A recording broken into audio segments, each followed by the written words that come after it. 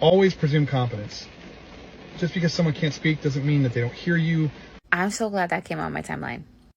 His son was 15 years old, but he was nonverbal up until 4.5. And his son recalled when he was nonverbal, and he's explaining how they had a discussion on it.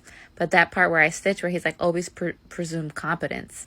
I cannot tell you how many times people, just because your child is nonverbal or a student is nonverbal, that does not mean that they don't understand what's going on around them. That does not mean that they don't know what you're saying or the things that you're doing. Like, it just really gets under my skin. Just because they're nonverbal does not mean they're non-hearing.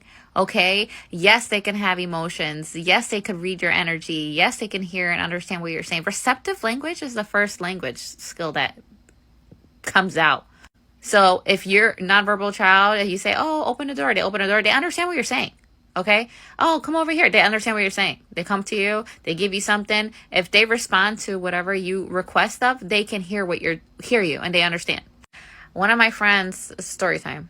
One of my friends, his sister has cerebral palsy, and we were having a discussion. He was like, yeah, I remember the time they went to a hospital. His sister was probably like at 13 at this time. And she can't speak. She's in the wheelchair, And the doctors asked her, oh, is it snowing outside? And she actually looked out the window to see if it was snowing outside.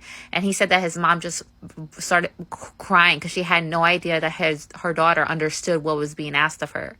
And I'm sharing this because I want you guys to understand, like, just because they're non-verbal, non-vocal, not speaking, does not mean that they don't understand what's going on. So just be mindful of how you act in front of them, the things that you say, and respect them.